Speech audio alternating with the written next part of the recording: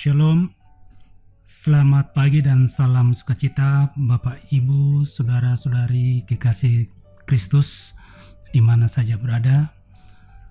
Selamat berjumpa kembali dalam Renungan Harian Toraya edisi tanggal 7 Mei 2025. Kita patut bersyukur oleh karena kasih dan anugerah pemeliharaan Tuhan yang begitu luar biasa yang Tuhan nyatakan dalam kehidupan kita, hingga di saat ini kita dilayakkan oleh Tuhan untuk waktu yang ada untuk boleh menikmati hari yang penuh sukacita di hari ini. Semua itu karena pertolongan dan kasih Tuhan. Mengawali seluruh kegiatan kita sepanjang hari ini, mari bersama-sama kita menyiapkan hati dan pikiran kita sejenak untuk kita belajar dan merenungkan akan firman Tuhan sebagai suatu pedoman dan petunjuk dalam menjalani kehidupan yang Tuhan masih berikan bagi kita semua. Karena itu mari kita berdoa. Dimuliakan namamu Bapa di surga, Bapa yang Maha Pengasih. Kami bersyukur dan berterima kasih kepadamu di saat ini karena Tuhan sudah melahirkan kami untuk datang beribadah kepadamu melalui renungan di pagi ini. Tuhan menolong kami dengan kuasa Roh Allah yang kudus, sehingga firman Tuhan yang akan kami baca dan kami renungkan, kami dapat pahami dan mengerti. Firman-Mu dapat mengubah, mendidik dan memperbaiki kelakuan kami. Terima kasih Tuhan, kuduskan hati, pikiran kami, dan yang akan mendengarkan firman-Mu di saat ini. Di dalam nama Tuhan Yesus, kami siap belajar dan merenungkan akan firman Tuhan. Amin. Mari kita bersama-sama membuka firman Tuhan di dalam Injil Lukas pasal 5 ayat 1 hingga ayat 11. Injil Lukas pasal 5 ayat 1 hingga ayat 11. Penjala ikan menjadi penjala manusia. Pada suatu kali Yesus berdiri di pantai danau Genesaret. Sedang orang banyak mengerumuni dia hendak mendengarkan firman Allah. Ia melihat dua perahu di tepi pantai. Nelayan-nelayannya telah turun dan sedang membasuh jalannya. Ia naik ke dalam salah satu perahu itu, yaitu perahu Simon, dan menyuruh dia supaya menolakkan perahunya sedikit jauh dari pantai. Lalu ia duduk dan mengajar orang banyak dari atas perahu. Setelah selesai berbicara, ia berkata kepada Simon, "Bertolaklah ke tempat yang dalam dan tebarkanlah jalamu untuk menangkap ikan." Simon menjawab, "Guru, telah sepanjang malam kami bekerja keras dan kami tidak menangkap apa-apa. Tetapi karena Engkau menyuruhnya, aku akan menebarkan jala juga."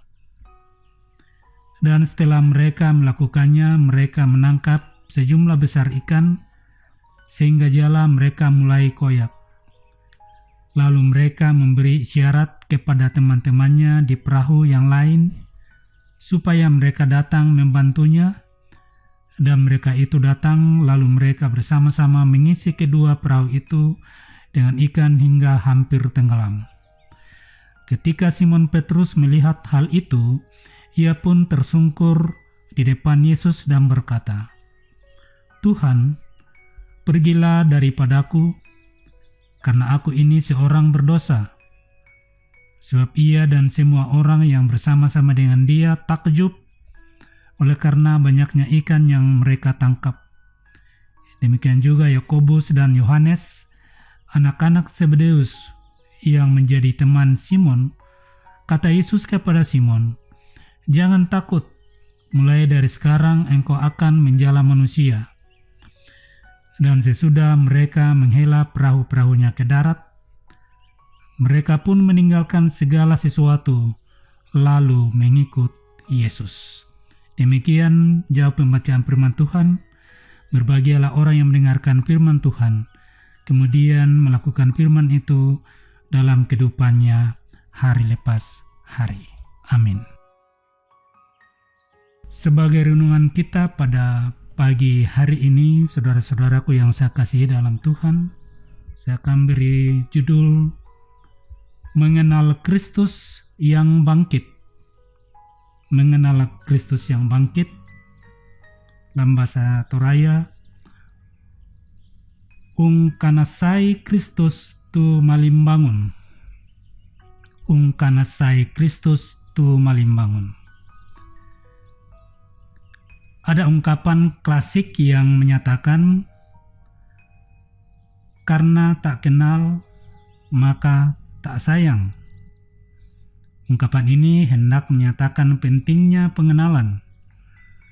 Sebab dengan mengenal secara dalam akan seseorang akan menyebabkan kita makin menyayangi atau mencintai orang tersebut.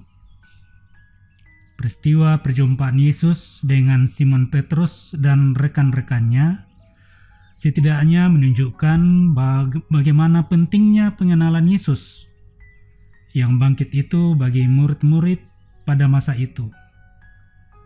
Bagi Petrus, permintaan Yesus kepadanya untuk menebarkan jala di tempat yang dalam adalah sesuatu yang mustahil, karena tidak mungkin akan ada ikan berdasarkan dengan pengalamannya yang ada sebagai nelayan. Itulah sebabnya ketika ia merespon perintah Yesus, Petrus justru berdalih dengan menyatakan bahwa mereka telah bekerja keras sepanjang malam namun tidak mendapatkan seekor ikan pun. Tetapi karena diminta oleh Yesus, maka ia akan melakukannya. Alhasil, tindakan membuang jala yang sepertinya dengan terpaksa mereka lakukan membuahkan hasil yang luar biasa. Mereka menangkap sejumlah besar ikan sehingga jala mereka mulai koyak. Kisah ini membuat Petrus dan para murid makin takjub akan kemahakuasaan Yesus yang mampu mengatur segala sesuatu di alam semesta, termasuk dengan sejumlah ikan yang mereka tangkap. Kisah ini setidaknya menunjukkan kepada kita, saudara-saudara, bahwa Kristus yang bangkit adalah sang penguasa segala sesuatu yang ada di alam semesta ini, termasuk ikan-ikan yang terdapat di Danau Galilea. Pengenalan akan kedaulatan Kristus atas semua ciptaan semestinya meyakinkan kita untuk senantiasa bersandar seutuhnya kepadanya, bukan hanya menyangkut kebutuhan hidup sehari-hari, melainkan terutama mengandalkannya untuk beroleh karunia hidup yang kekal, dan sekaligus terpanggil sama seperti Petrus dan para murid untuk menjadi penjala manusia. Amin. Mari kita berdoa. Syukur bagimu Tuhan, kami kembalikan di hadapan hadirat-Mu yang kudus. Kami telah merenungkan firman-Mu untuk melakukan segala aktivitas kami sepanjang hari ini, sebagai pedoman dalam melakukan apa yang Tuhan mau dalam kehidupan kami sebagai anak-anak-Mu yang telah ditebus dengan pengorbanan Kristus, mati dan bangkit memberikan kemenangan bagi kami. Firman-Mu mengajak kami Tuhan untuk bagaimana bisa menjadi saksi Kristus sebagai penjala manusia, memberitakan berita sukacita kabar baik kepada orang-orang yang belum percaya, karena Kristus telah memulai datang ke dalam dunia, berkorban karena dosa-dosa kami. Kami yang harus dihukum karena kesalahan kami, tapi karena kasih-Mu begitu besar, sehingga kami boleh diselamatkan. Terima kasih Tuhan, biarlah dengan firman Tuhan di saat ini, kami dapat memaknai akan kebangkitan-Mu. Engkau telah mengalahkan maut, dan memberikan motivasi, dorongan bagi kami untuk terus mewartakan, memberitakan kabar baik kepada orang-orang yang masih ragu-ragu, kepada orang-orang yang belum percaya bahwa dalam Kristus ada kebangkitan dan hidup. Biarlah Roh Kudus Tuhan memeteraikan dalam hati kami, dan kami semua boleh menjadi pelaku-pelaku firman Tuhan. Bapa di surga, kami berdoa syafaat buat jemaat Tuhan yang hari ini boleh ketambahan usia secara jasmani. Tuhan sempurnakan sukacita mereka. Biarlah mereka terus bersyukur dan bersukacita karena Tuhan, sehingga dengan ketambahan usia mereka boleh terus mengasihi Tuhan dan melayani Tuhan dengan talenta dan waktu dan kesempatan yang Tuhan berikan bagi mereka. Yang ketambahan usia secara perkawinan, Tuhan memberkati dan sempurnakan sukacita mereka, dan bila mereka terus ada dalam sukacita dan terus semangat untuk mengasihi Tuhan dengan waktu yang Tuhan masih berikan kepadanya. Kami juga berdoa buat jemaat Tuhan yang saat ini dalam pergumulan, mungkin ada yang sakit karena kelemahan tubuh. Oleh karena itu, kami percaya Tuhan, tabib di atas segala tabib, mampu memberikan kesembuhan, memulihkan, memberikan pertolongan, menjamah bagi mereka yang sakit saat ini. Biarlah kesembuhan datangnya daripada Tuhan. Tuhan nyatakan mujizat-Mu, mereka boleh merasakan kesembuhan oleh karena pertolongan dan kuasa Tuhan. Biarlah segala usaha, upaya yang dilakukan anak-anak-Mu yang dalam kelemahan tubuh dan sakit saat ini, mereka boleh sembuh oleh karena kuasa dan pertolongan Tuhan. Yang sedang mencari pekerjaan, Tuhan berikan yang terbaik, berikan masa depan, berikan pekerjaan yang layak sesuai dan seturut dengan kehendak Tuhan.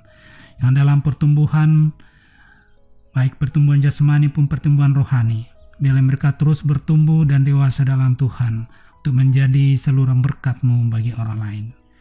Kami juga berdoa buat pembangunan gereja kami, Jemaat Lahroi Balikpapan. Ke dalam tangan pengasihan-Mu Tuhan, kami serahkan yang progres pembangunan sedang berlangsung saat ini. Biarlah waktu Tuhan yang terus selesai dengan baik. Nantinya kami anak-anak-Mu, jemaat-Mu, punya kerinduan bila sudah selesai sesuai dengan waktunya Tuhan, kami gunakan sebagai suatu wadah untuk memuji dan membesarkan akan nama Tuhan. Berkati para pekerja yang ada, Tuhan yang punya berkat akan mencukupkan untuk semua dana yang dibutuhkan dalam penyelesaian pembangunan gereja jemaat Tuhan ini. Kami juga berdoa buat bangsa dan negara kami. Tuhan berikan hikmat kepada pemerintah kami dari pusat sampai ke daerah di dalam menjalankan tugas dan tanggung jawab, sehingga mereka dapat menjalankan tugasnya dengan baik, takut akan Tuhan, nama Tuhan tetap dipuji dan dimuliakan. Anugerahkan keselamatan, kedamaian, dan juga keamanan bagi bangsa kami, khususnya kota Balikpapan. Kati juga untuk gereja-gereja Tuhan, penginjilan yang ada, misi penginjilan, Tuhan berkati, sehingga semuanya boleh berjalan dengan penuh sukacita, dan semakin banyak orang dapat mengenal Engkau, bahwa di bawah kolong ini tidak ada nama lain yang bisa menyelamatkan selain di dalam Tuhan Yesus. Inilah doa syukur dan syafaat kami ya Tuhan. Kami percaya Tuhan Yesus mendengar dan menjawab sesuai dan seturut dengan kehendak-Mu. Di dalam nama Tuhan Yesus, kami bersyukur dan berdoa kepada Bapa di surga. Amin. Saudara-saudaraku yang saya kasih dalam Tuhan, demikianlah renungan harian Toraya pada hari ini dari Jemaat Lahroi Balikpapan. Kiranya kita semua tetap senantiasa setia belajar akan firman Tuhan dan diberkati oleh Tuhan dalam segala tugas dan tanggung jawab kita hari lepas hari. Sampai kita bertemu pada renungan harian berikutnya. Tuhan Yesus memberkati kita semua. Shalom.